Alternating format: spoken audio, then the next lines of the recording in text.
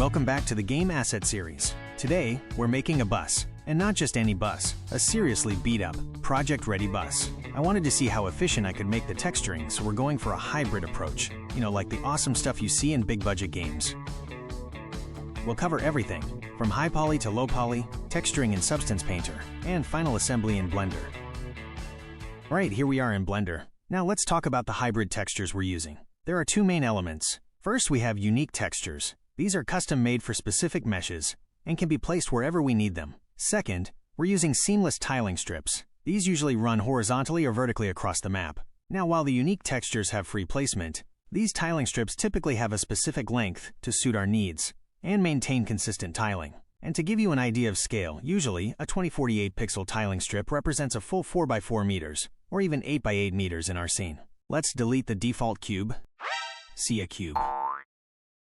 Right, I'll add a plane, just a plain old plane. But for easier scaling and precise placement, I recommend moving the origin to the bottom left corner. This will make it much simpler to align and measure when we start applying our tiling textures. Here's how. First, go to Edit mode. Then, select the vertex at the corner you want to use as the origin, typically the bottom left. Next, press Shift+S and choose Cursor to Selected. This snaps the 3D cursor to that vertex. Now, exit Edit mode. Finally, right-click on the plane, select Origin, and choose Origin to 3D Cursor. That will precisely place the origin point at the corner we selected.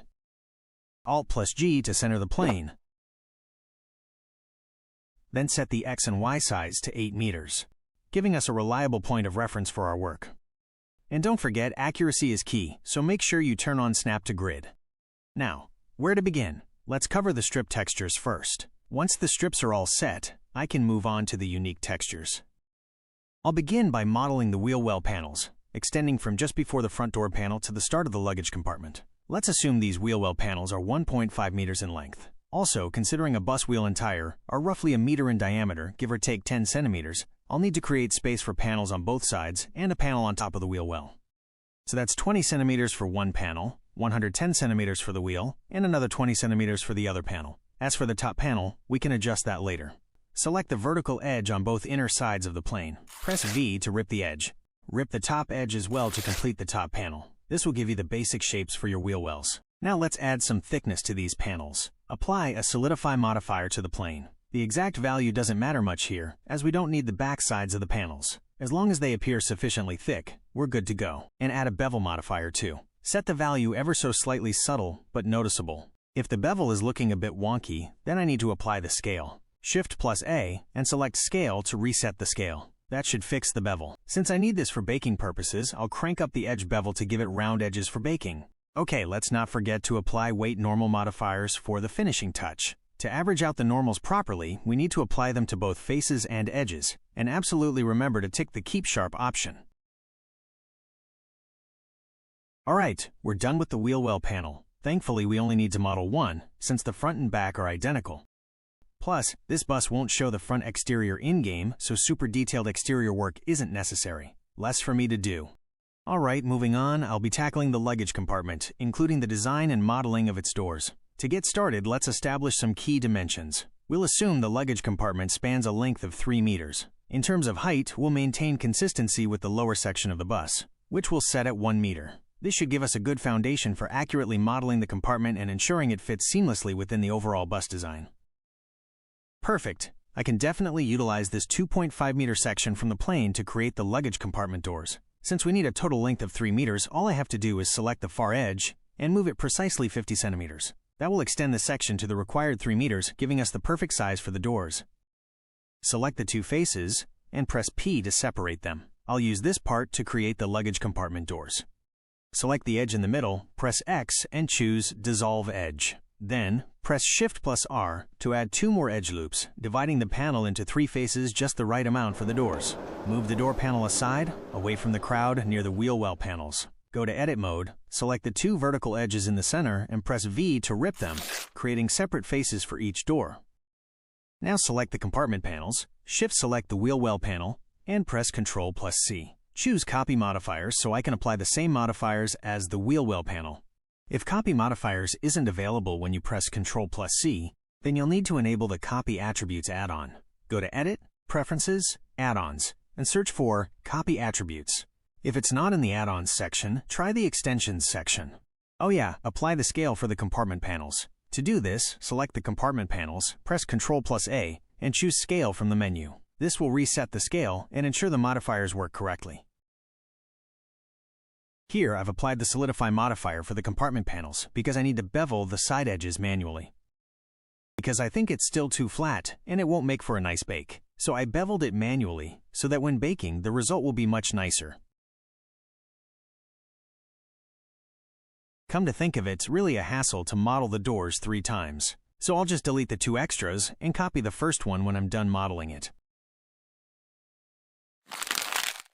To make the notch for the door handle, press Ctrl+R to add 2 loop cuts, one vertically and another horizontally. Select those loop cuts, and press Ctrl+B to bevel them. This will create a rectangular shape in the middle.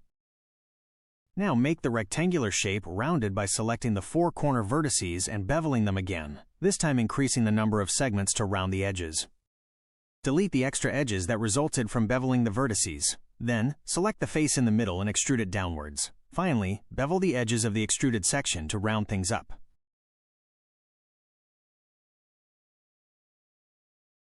After that's done, I'll copy the panel 2 times to make the compartment panels whole again. I've added a small detail for the handle. I took the edge loop from the notch, duplicated it, and extruded it slightly to create a protruding shape. Then, I applied a Solidify modifier to give it a bit of thickness, effectively creating a simple, low-profile handle. This adds a subtle but noticeable element of realism to the door panel. I'll time-lapse it from here because it's all a repetitive workflow, taking the plain model, giving it modifiers, adding details, and so on. You can slow down the video if you'd like. I'll make sure to keep a normal pace if there's something I need to explain.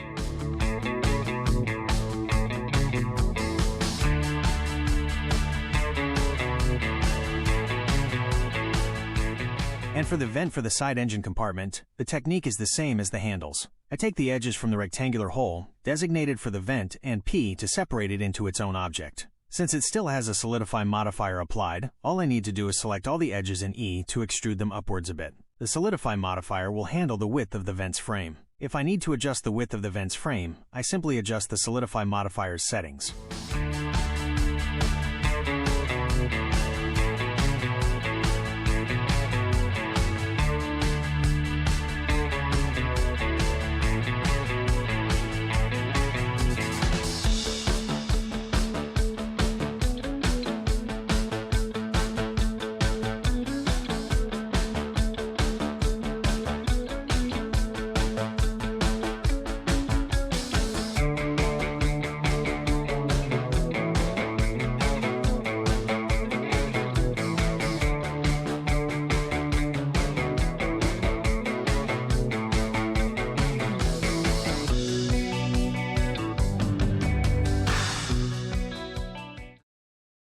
Here I'm deleting the back sides of the panels, which I'll never use, so all panels now have their back sides removed.